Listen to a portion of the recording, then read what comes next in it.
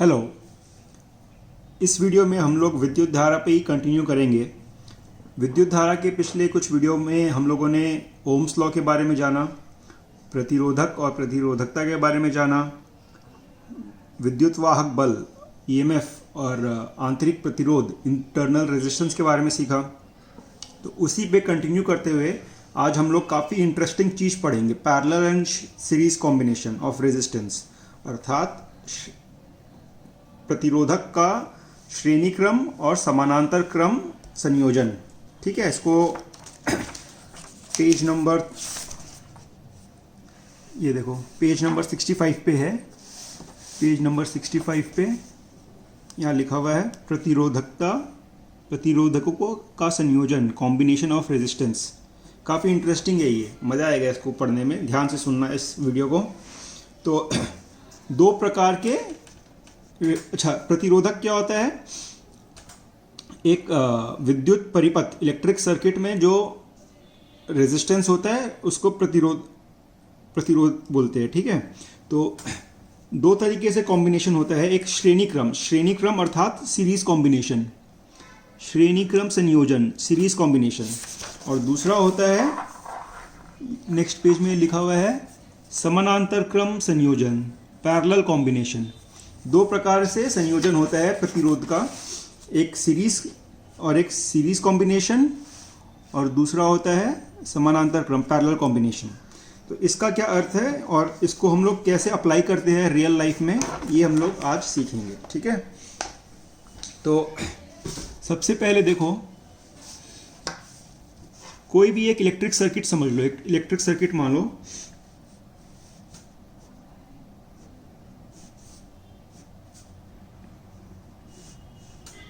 मान लो ये एक इलेक्ट्रिक सर्किट है। ठीक है, हम लोगों ने अभी तक क्या पढ़ा है? इसमें सपोज बल्ब भी फिट हो सकता है, कुछ भी है, इलेक्ट्रिकल इक्विपमेंट भी लगा सकते हैं। तो हम लोगों ने क्या पढ़ा है? ये जो बैटरी है, ये बैटरी का साइन है। तो बैटरी के अक्रॉस पोटेंशियल ड्रॉप, विभवांतर जो होता है V का रहता है।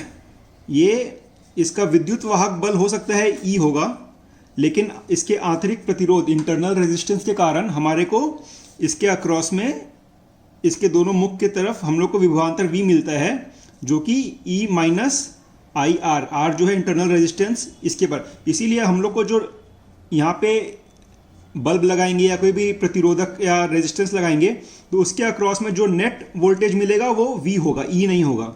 हालांकि इसका एक्चुअल E होना चाहिए था, बट आंतरिक प्रतिरोध के कारण कुछ वोल्टेज लॉस होता है, इसीलिए हमारे को नेट V मिलता है। तो यही वोल्टेज इस प्रतिरोध के दोनों सिरों पर भी मिलेगा, यही विभवांतर मिलेगा हमारे को। ठीक है, तो इसका अगर रेजिस्टेंस R होता है, तो ओम्स लॉ में हम लोगों ने क्या पढ़ा है? इसमें कितना करंट बहेगा? I is equals to V by R, इतना करंट बहेगा। ये अगर I करंट बह रहा है तो I का फॉर्मूला हो जाएगा, V इसके अक्रॉस पोटेंशियल ड्रॉप है, जो इसके अक्रॉस है वही इसके अक्रॉस होगा, क्योंकि बीच में और कोई रेजिस्टेंस नहीं है। इसीलिए जो वोल्टेज ड्रॉप है इसको हम लोग V is equals to I R भी लिख सकते हैं। ठीक है, अभी मान लो इलेक्ट्रिक सर्किट ऐसा नहीं है, इसको हम लोग अगर दूसरे तरीके से बनाए,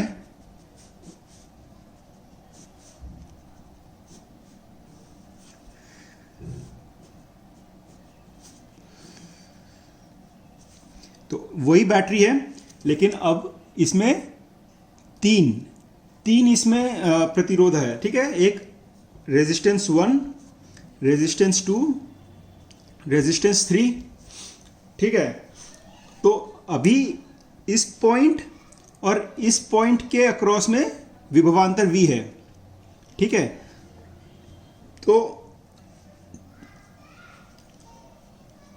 अगर हर एक, ये खाली R1 के हम लोग अक्रॉस में एक वोल्ट मीटर लगाए, एक R2 के अक्रॉस में हम लोग अगर विभवांतर नापे,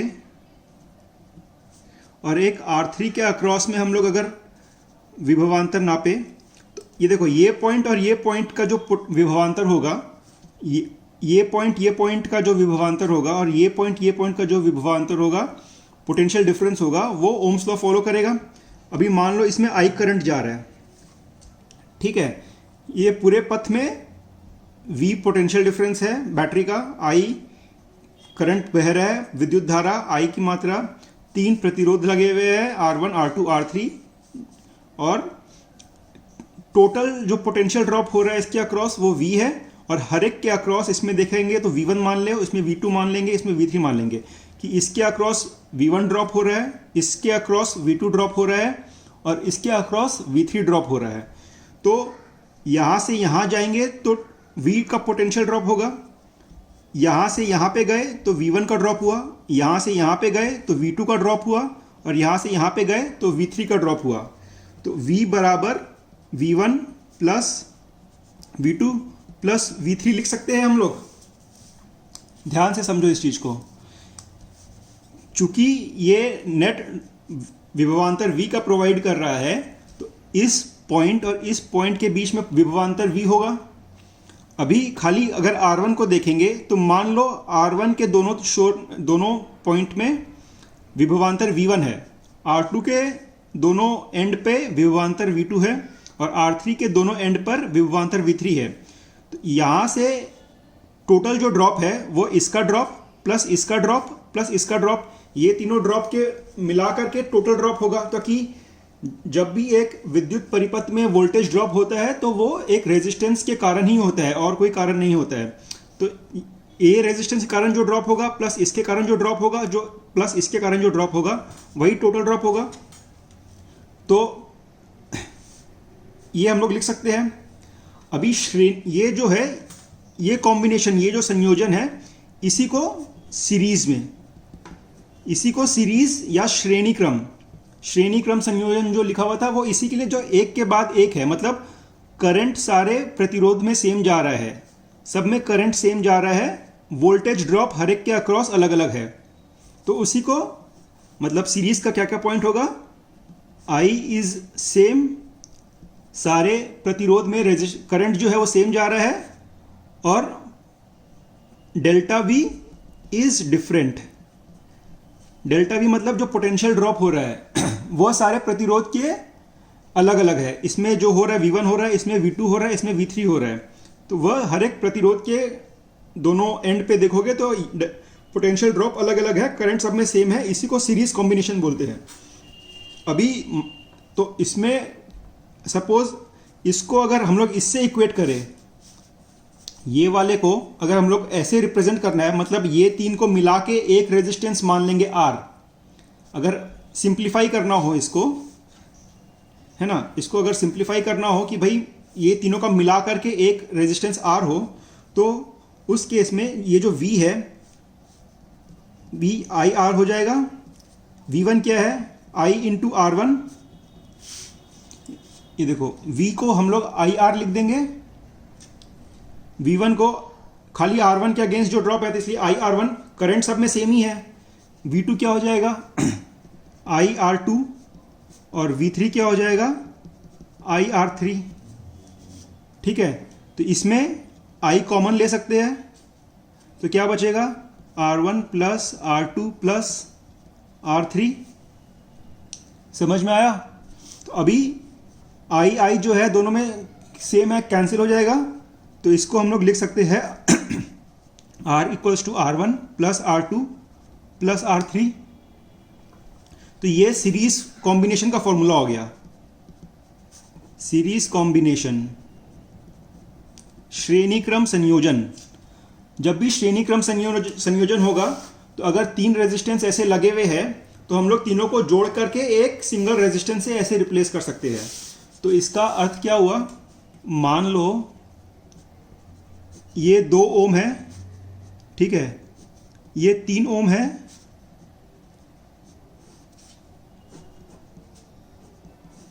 और ये 5 ओम है। ठीक है, अभी हम लोग ये सीरीज में है, ये श्रेणी क्रम में है, तो इस तीनों को ऐड कर दो 2 3 5 और 5 10। तो इसको हम लोग अगर सिंप्लीफाई करना चाहे तो 10 ओम ऐसे इसको लिख सकते हैं। ये वाला और ये वाला एक ही चीज हो गया, ये तीनों को मिला करके हमने एक में 10 ओम का रेजिस्टेंस करके दिखा दिया है। तो यही होता है श्रेणी क्रम। श्रेणी क्रम क्लियर हुआ। अभी नेक्स्ट पढ़ेंगे समानांतर क्रम, समानांतर संयोजन। तो जिस प्रकार हम लोगों ने पहले देखा कि श्रेणी क्रम में सब एक के बाद एक लगा रहता है, अभी मान लो हम लोग अगर जो बैटरी है परिपथ है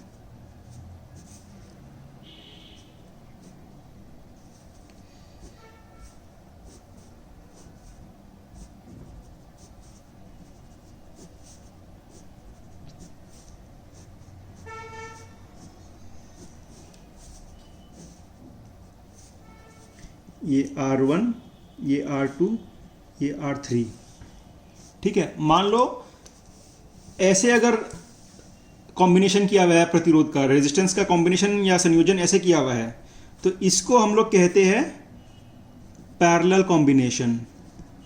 पैरेलल कॉम्बिनेशन, पैरेलल कॉम्बिनेशन अर्थात समानांतर क्रम, समानांतर क्रम संयोजन। तो इसमें क्या है, अभी देखो ये वाले पॉइंट का, तीनों का देखो जो एंड है सेम मिला हुआ है। R1 का जो दो पॉइंट है यही पॉइंट है, R2 का भी यही सेम पॉइंट है, और R3 के अक्रॉस भी ये सेम पॉइंट है। तो delta V is same. Potential drop जो हर एक प्रतिरोध के अगेंस्ट में होगा, R1 का जो ड्रॉप है, R2 का जो ड्रॉप है, R3 का जो ड्रॉप है, वो सेम होगा। करंट सब में अलग अलग होगा, डिफरेंट। मान लो टोटल में अगर I करंट जा रहा है तो यहाँ पे I1 जाएगा, यहाँ पे I2 जाएगा, यहाँ पे I3 जाएगा, ठीक है। मतलब इसमें क्या हो रहा है, हर एक प्रतिरोध में करंट अलग अलग जा रहा है, लेकिन इसके अक्रॉस जो पोटेंशियल ड्रॉप है, इसके अक्रॉस जो पोटेंशियल ड्रॉप है, इसके अक्रॉस जो पोटेंशियल ड्रॉप है वो सेम है, क्योंकि सब आके सेम पॉइंट पे मिल रहे हैं। तो टोटल V है, तो हर एक के अक्रॉस में पोटेंशियल ड्रॉप V है। R1 के अक्रॉस भी पोटेंशियल ड्रॉप V है, बिकॉज यहाँ पे देखो और कोई रेजिस्टेंस नहीं है। खाली अगर R1 का सर्किट देखेंगे तो ऐसे ऊपर से गया, ऐसे आ गया, तो खाली एक R1 रेजिस्टेंस है। वैसे ही R2 के लिए ये सीधा ऐसे जाके ऐसे आ गया, तो खाली R2 का पोटेंशियल ड्रॉप है। और R3 के लिए देखेंगे तो ऐसे जाके ऐसे जाके ऐसे जाके ऐसे आ जाएगा, तो खाली R3 का एक ड्रॉप है। तो इसीलिए हर एक प्रतिरोध के अगेंस्ट में जो ड्रॉप है V का ही है। तो अगर R1 के लिए हम लोग ओम्स लॉ लगाएंगे तो क्या लिखेंगे, V is equals to I1 R1। अगर R2 के लिए लगाएंगे तो V equals to I2 R2, और अगर तीसरा R3 के लिए लगाएंगे तो V equals to I3 R3, ठीक है। अभी इसी को अगर सिंप्लीफाई करना हो, एक तीनों को मिला करके एक सिंगल रेजिस्टेंस से करना हो, तो टोटल रेजिस्टेंस अगर R मान लेंगे तो इसको हम लोग मान लो कि सिंप्लीफाई करके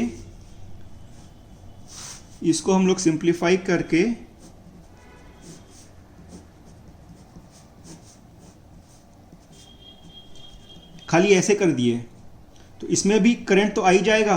अभी इसके across V is equals to I R हो जाएगा, ठीक है। तो अब हम लोग को ये R निकालना है, ये R कितना होना चाहिए, ठीक है।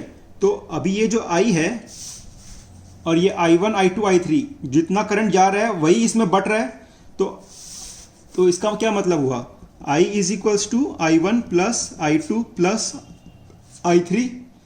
जो करंट इसमें जा रहा है वही तो तीनों में बट रहा है, इसीलिए टोटल जो होगा वो इसका प्लस इसका मिलके ये करंट होगा, ठीक है।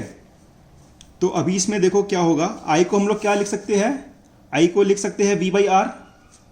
तो V बाई आर बराबर I1 को, इसमें से I1 को क्या लिख सकते हैं, I1 को लिख सकते हैं V बाई R1 लिख सकते हैं। अगर R को इस तरफ लेके आ जाएंगे इक्वल टू के, तो डिवाइड में आ जाएगा, तो I1 equal to V by R1 हो गया। तो वही I1 equals to V by R1, तो I1 के बदले में लिख देंगे हम लोग नीचे में V बाई R1। उसी प्रकार से I2 के लिए भी V बाई R2 लिख देंगे, और वैसे ही तुम देखोगे I3 भी V बाई R3 हो जाएगा। तो तुम्हारा V सब में सेम है तो कैंसिल हो जाएगा, इक्वल टू इस तरफ और इस तरफ दोनों, तो ये हो जाएगा तुम्हारा 1 by R plus 1 by R बराबर 1 by R1 plus 1 by R2 plus 1 by R3। ये हो गया तुम्हारा पैरेलल कॉम्बिनेशन का फॉर्मूला, पैरेलल कॉम्बिनेशन का फॉर्मूला, ठीक है। तो वही अगर एग्जांपल अगर जो पिछले हम लोगों ने श्रेणी क्रम में लिया था कि मान लो ये 2 ओम, ये 3 ओम, ये 5 ओम का हुआ,